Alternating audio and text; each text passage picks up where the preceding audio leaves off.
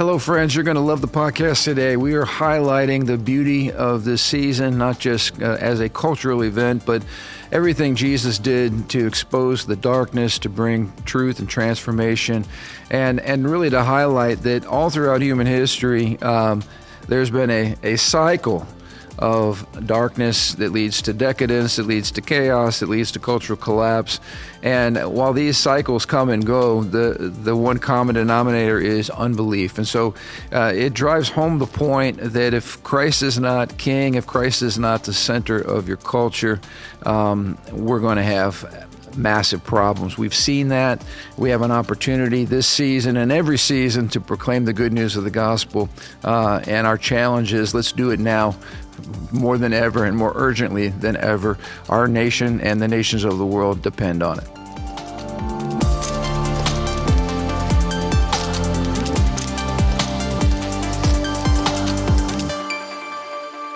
Well, welcome to the Ron Johnson Discipleship Podcast. We're so glad you're with us in this beautiful holiday season. I hope you're taking in the wonderful backdrop that our producer has set the stage for today. I mean, I was so looking forward to our very first Christmas in our brand new facility. I love the big foyer, and of course we've got the Christmas trees and all of that, all the beauty of the holiday season. But here we are, and Christmas candlelight service coming up here. And is that already?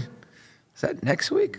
I think the week after that. 2 weeks. 2 weeks, yes. But if you could imagine our wonderful new sanctuary full of people celebrating Jesus as the light of the world, it's going to be an amazing, amazing time. Yeah. So, and we've been joking around, but our producer's wearing a shirt and tie today.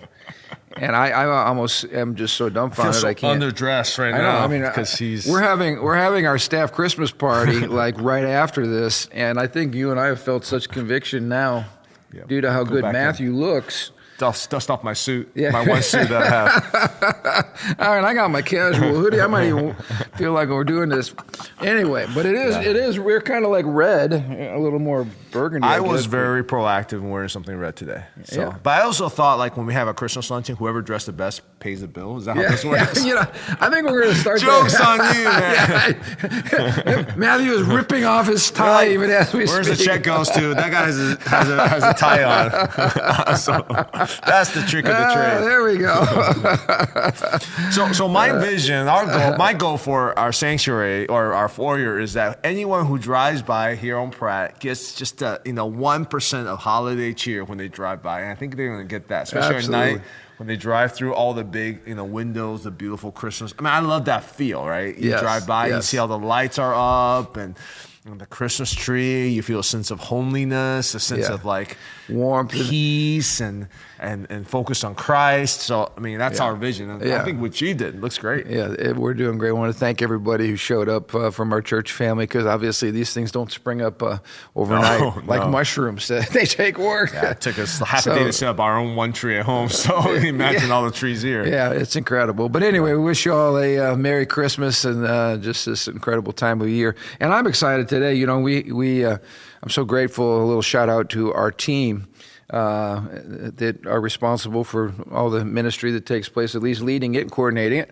But this last couple of weeks, we've had a chance to do what we call our holiday huddles with the pastor. I got one more coming up on Thursday, and it's just great to be with people that you love and people you appreciate, and spend some time, thanking and celebrating one another. So thank you for sharing this podcast with me. Thank you, Matthew, for getting everything set up. And thank you guys for tuning in each week. We appreciate it. I met a new friend from Arizona who shared with me that she watches with her hubby our podcast every week. And so, again, I'm always humbled when I hear those kind of reports. Yeah. We love to hear from you guys, so keep the comments coming so we can continue to make this podcast better and better. We have been in a great book, another shameless book plug, Pastor Andrew, if you could show that cover to everybody. We haven't addressed it for a while. This is Doug Wilson's book, Mere Christendom. And we've kind of gone off road a little bit, but in chapter 18, which is kind of where we're at today, it's called Nothing New. And I appreciate his perspective, just that, sometimes Sunday I was talking about Second Timothy chapter 3 in the last days, and it lists 19 characteristics of the last days. And the point I was trying to make was that, properly speaking, we've been living in the last days since Christ came, and here we are in this Advent season. Jesus came and introduced his new kingdom and his new way, and brought salvation. And from the coming of Christ and the outpouring of the Holy Spirit, the ascension of Jesus to the Father's right hand, properly speaking, we have been in the last days for 2,000 years. But we can all debate about when the last of the last days are coming. And I think the point that we're trying to make on Sunday, and the point that Wilson's making in this chapter, is that really there's nothing new. Like, you look at those 19 characteristics of perversion and wickedness that's going to be prevalent in the last days. Those are around in every culture all the time. There might be an intensification at times when culture really goes down the toilet, so to speak. But there really is nothing new under the sun. And so we need to keep our bearings and keep our wits and not freak out every time, darkness manifests its ugliness or decadence. Because, again, this should not catch us by surprise. And he makes a great point here that I want to begin just to highlight as we continue the podcast. He says, the gospel must always be kept central. What we are really up against is a despotic culture, an evil culture, a tyrannical culture, a humanistic culture. They have a different God. They have a different law. They have a different police force. And so the Christian response must be to insist that all of their idols have to be overthrown. This is what true Christian cultural engagement is. That is the only thing that Christian cultural engagement can ever possibly be. And I love his wit and satire here. He says, disciple the nations, Jesus said. He didn't say, exegete Beyonce songs in your sermons. And so the point is, we get shocked. Like, I've got an article here, new report shows nearly 70% of the Biden administration's education enforcement targeted Christian and career colleges. So, you look at this and you go, why in the world would the education enforcement be targeting Christian colleges? In fact, the one that was targeted here, Grand Canyon University, was like a $37 million fine for supposedly misrepresenting the cost of their PhD program or whatever. I mean, it's like, what? I mean, imagine a university getting a $37 million fine, a small Christian university. That's enough to put you out of business or severely. So this was purely an attack. Also, Liberty University, the largest Christian university in America, came under attack from the Biden administration for something. But it was clearly rooted to ideology. And so when Wilson says here, that we have a clearly different legal system, I mean, this has become more evident, than ever. And what he's saying is it shouldn't surprise us, because if you do not have a Christian worldview, you're going to have a completely different view of what's good, for instance, and what's evil. And I think we have two very prominent legal cases right now, you and I were chatting about it, that highlight the discrepancy between two ideologies. The first one was I believe his name is Daniel Penny, the ex-Marine who protected a whole car full of subway riders from a man who again, he had a long rap sheet, evidently was dealing with schizophrenia episodes, supposedly, but basically came right out and said that he was going to hurt people and he was going to probably spend the rest of his life in prison. Said that as he's acting up and threatening everybody in the car.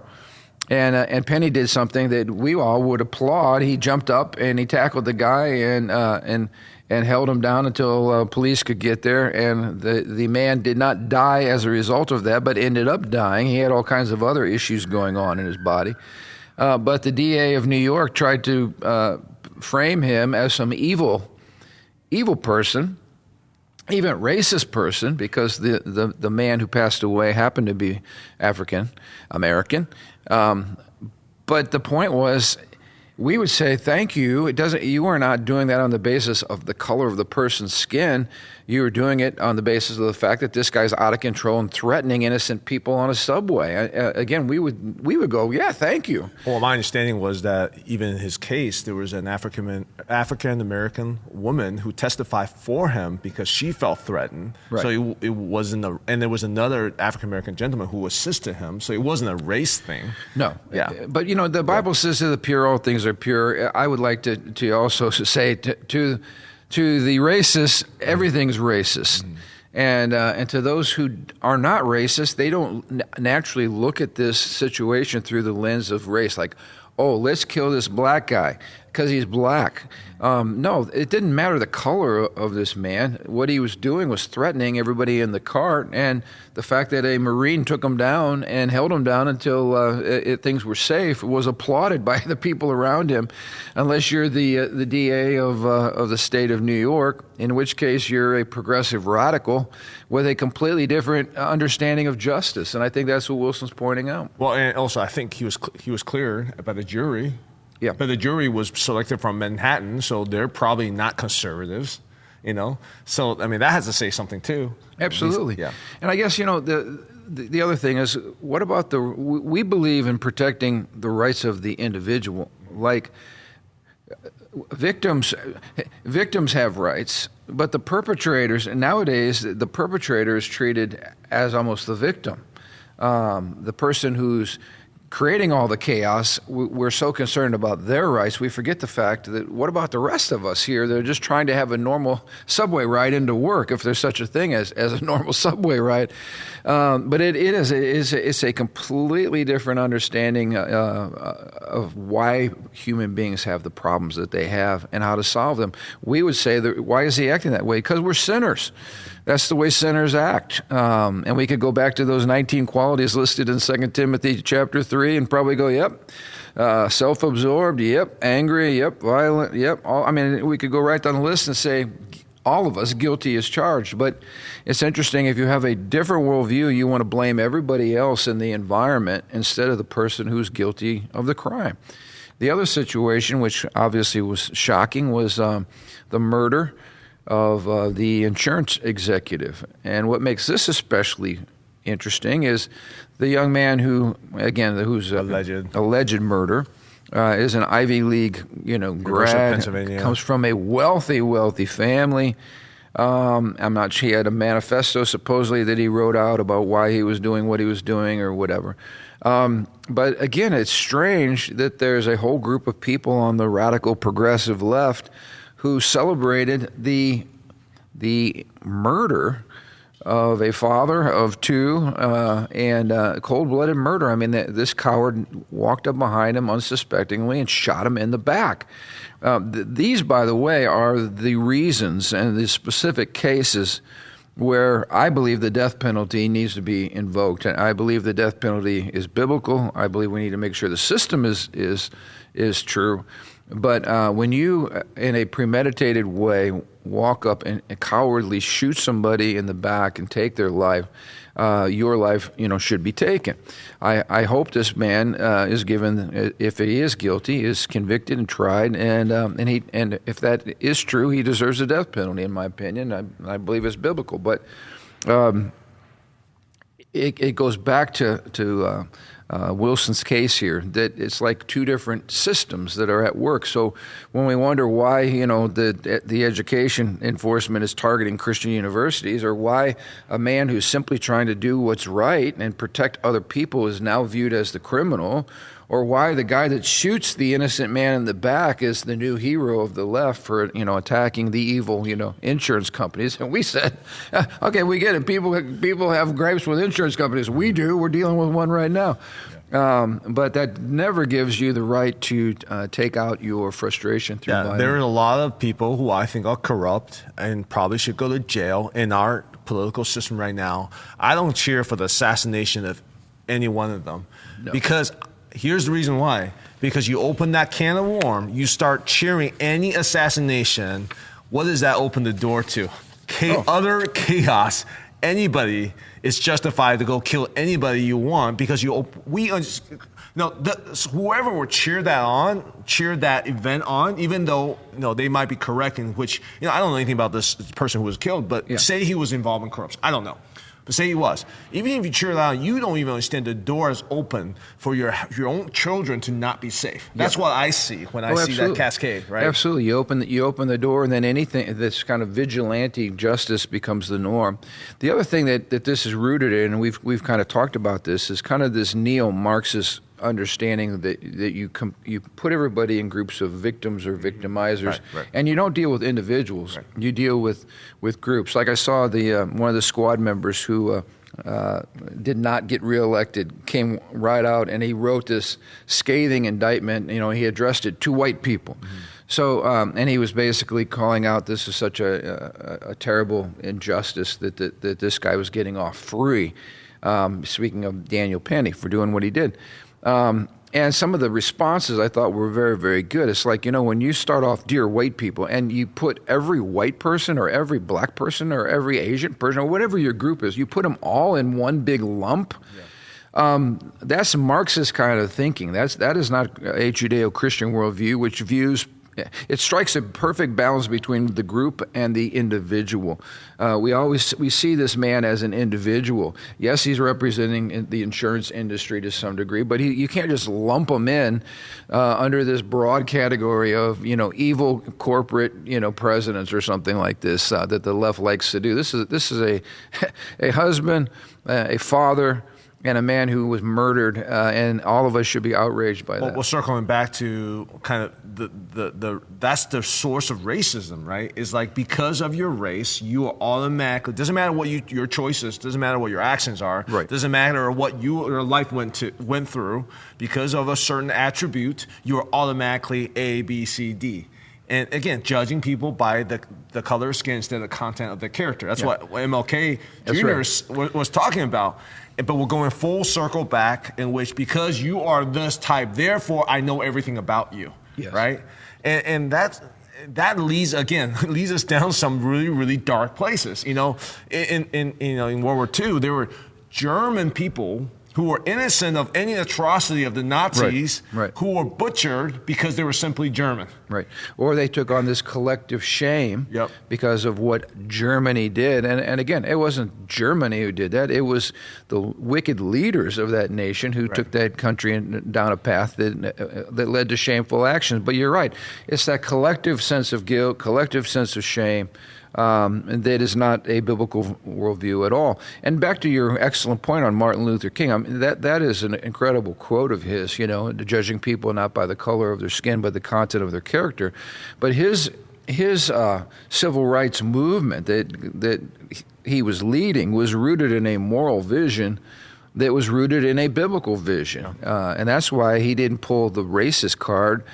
He talked about the dignity of all human beings, everybody made in the image and likeness of God, not bad white people or bad these people or bad that people. It was evil is bad, racism is bad, injustice is bad wherever it's found, and whomever it's committed against, regardless of the color of your skin. It is interesting because at the end of the day, you're going to have low ups, low downs, but at the end of the day, when you're aligning yourself with the truth, the reality, the community and the society will be convinced by it. This woke movement, which is totally misaligned with reality, at some point a couple years ago, you think, well, it's going to take over. But after a while, people sees right through it, right? Yep. But the true civil rights movement, which is founded on reality, it's founded on justice, right?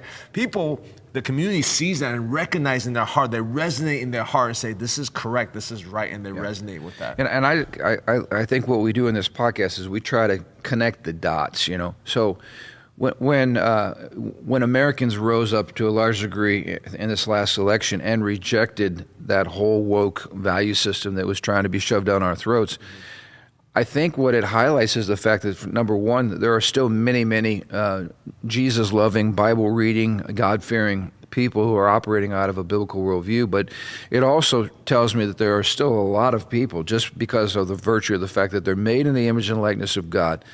They understand, because the law of God's written on their consciences, They understand injustice. They understand fairness. They understand the rule of law. They understand why we should not have two-tiered justice systems. They saw all the abuse and overreach from our government, the attack of our religious liberties. And to me, all of that goes back to this book right here, the Bible, because this is where we learn all of that. And people might not be able to make the connection.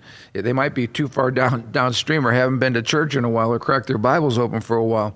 But in nations that don't have this kind of foundation, these are not commonsensical things. And so I think, again, praise God for the heritage that we have here. And we've got to return to it. I think we shared in our last podcast, Bible sales are up 22% across America right now.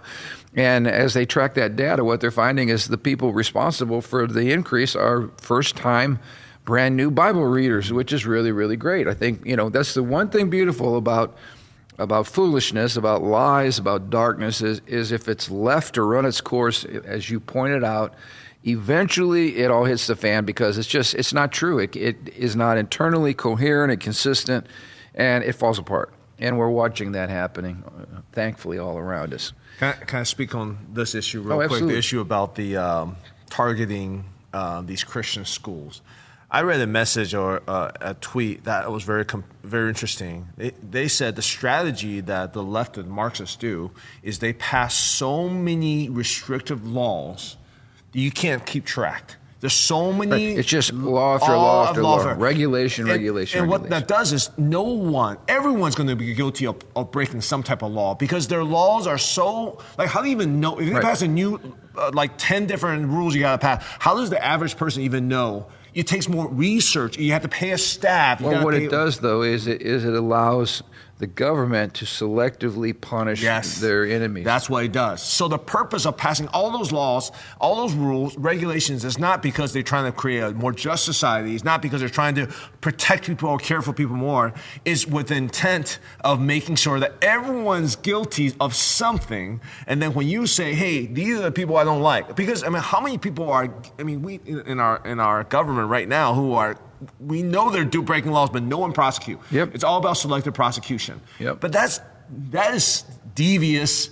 That is evil. That is wicked. That's like the definition of injustice. And when I hear about that, I'm like, man, that makes so much sense. But isn't it interesting because it's all shrouded in this, as you pointed out, this call for justice. I look at all the abuse of our electoral system, our elections, the voting and all of that. Some states it took weeks after the election to determine who the winner was. When we have such amazing technology and we have IDs that we use all over, and yet I've heard people talk about forcing someone to show an ID, that is voter suppression.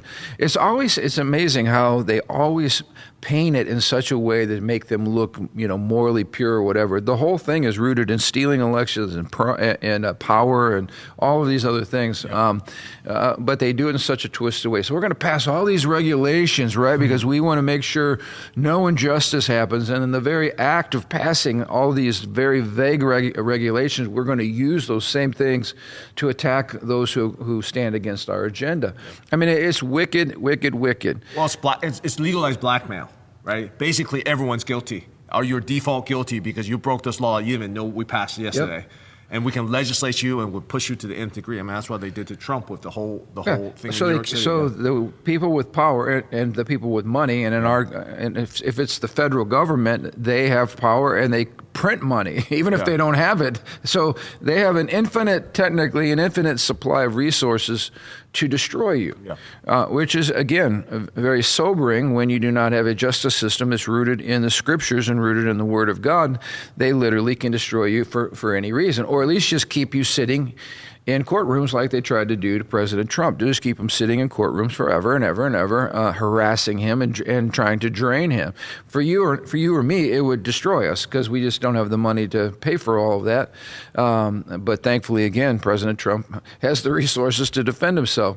But anyway, I was thinking too, back in the days of Nazi Germany, Hitler knew he couldn't attack the church head on, at least not initially. It was too powerful. So what he did is he just started passing, the Nazis started passing all these regulations. And eventually, as we pointed out, they could attack any pastor or any church because you couldn't even keep up hardly with the latest regulation that some bureaucrat passed in order to destroy you or control you or to fine you or to harass you, to where you just threw your hands up and said, maybe we just need to shut the church down because they're making it so difficult for us to do what we've been called to do. Yeah. Many businesses are leaving certain states because they can't keep up with all the regulations. I was just reading a kind of an article that Senator Ted Cruz was mentioning that as soon as we start doing the right thing, which we get back to the rule of law, so we're going to start deporting people who are here illegally. Now, the first group they're going after are people who are here illegally and in our prison system because they got here illegally and then committed some type of heinous crime. The taxpayers are paying for them to be cared for, fed, housed, to the tune of thousands and thousands of dollars per person, and so the common sense thing to do is we're going to protect our borders, we're going to protect our citizens, and we're going to deport these people first. Now, Cruz was saying, you already know what the left's going to do. They're going to find the most sad story, and they're going to put that forward as propaganda to say, look at these terrible, terrible, people who are deporting these poor families, and on and on and on and on. And again, it will be let's focus on the person here illegally that's going through some discomfort, and there will be discomfort, to go back to the nation of your origin, And what we won't talk about is the person who was raped. I just saw the testimony of the woman whose daughter was strangled, raped, and shoved into a drainage pipe. And she's testifying, before Congress, please close our borders. My daughter is a victim. We could go on and on. We will not talk about those people. The left will not talk about those people. They will focus on this victimized class that should not be here, but they're only here because of bad government policy and epic government failure. Nevertheless, we're going to be dealing with this as soon as Trump takes office. And I just want to read a quote here, another good quote from Harris. He says, cultures apart from Christ cannot avoid decadence. Cultures apart from Christ cannot avoid the abyss. Cultures apart from Christ cannot stand. Cultures apart from Christ cannot contain or hide their hatred of the Father. Cultures apart from Christ must eventually call down chaos, and he says, and here we are. So I like the fact that that's what happens when Christ is not, I don't like the fact, but that is a clear description of what happens when Jesus is not the center of a culture. Decadence is inevitable, and chaos will descend, and collapse will happen. And he says that explains what we see going on around us. Now, gratefully, praise the Lord, we've had a reprieve again. God has given us a reprieve with the radical turnaround, and I believe the radical changing of policy that we're going to see. And that is something, by the way. Let me make a point right now.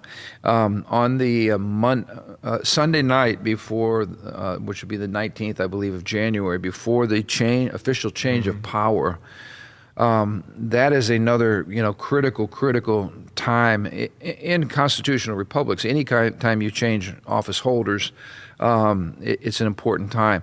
So we want to have a corporate prayer meeting that night, and I want to encourage anybody who's local that can come to join us.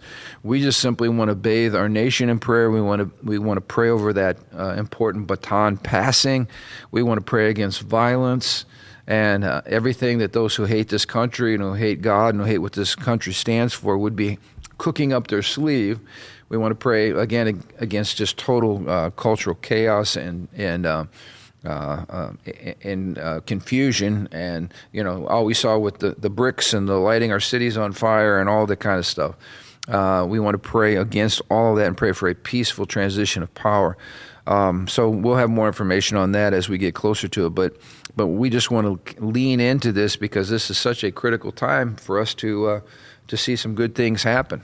And hopefully this this transition, there are going to be a lot of challenges. There are going to be a lot of challenges, and I think a lot of challenges are going to actually be happening from the Republicans. Resistance are coming from the established Republicans because they are part of the whole system when we talk about. This is not a D or R thing. This is just the establishment. This is a elitism. This is in my opinion, there's a corruption circle of that just being weeded out. And I'm hoping that this reestablishment of transparency, of clarity, of simplicity, removal of all these agenda, all we want is a fair playing field. That's all we want. For the gospel, for whatever worldview you want to bring, you bring your worldview. And we're going to bring our worldview. And all we want is the rest to not take sides.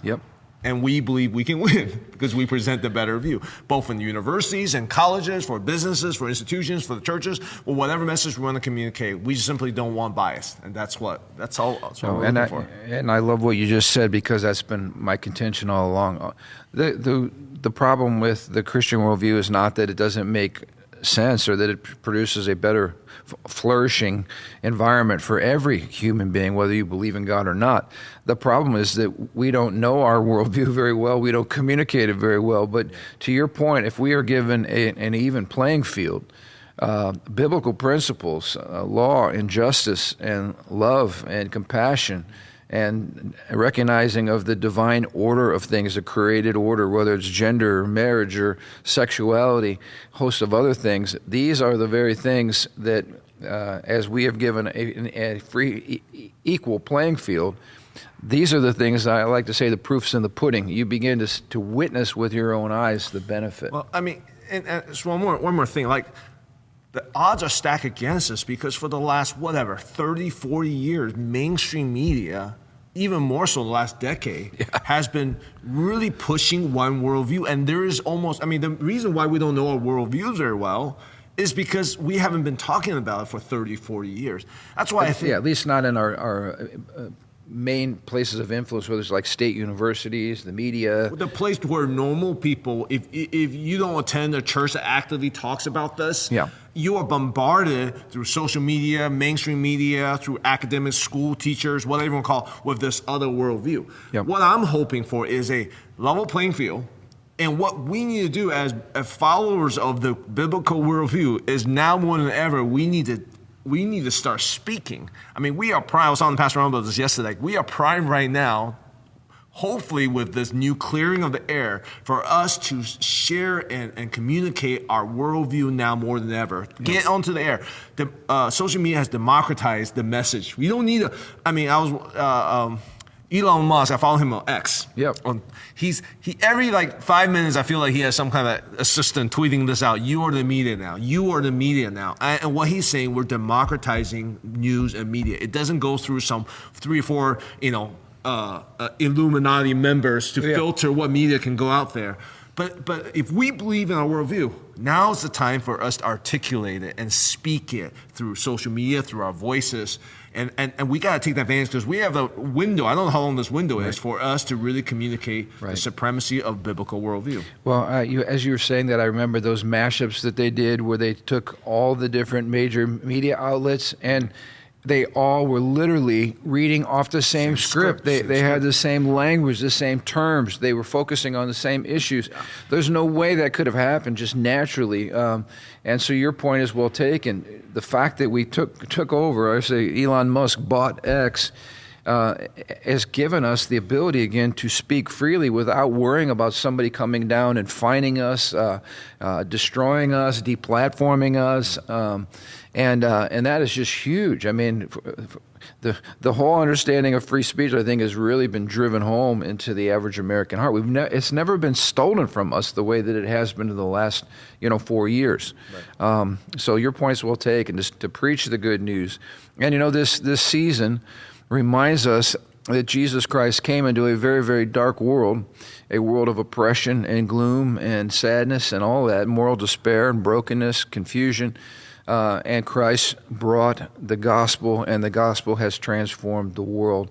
And Jesus is still our hope, and as Wilson says, the problem is still unbelief.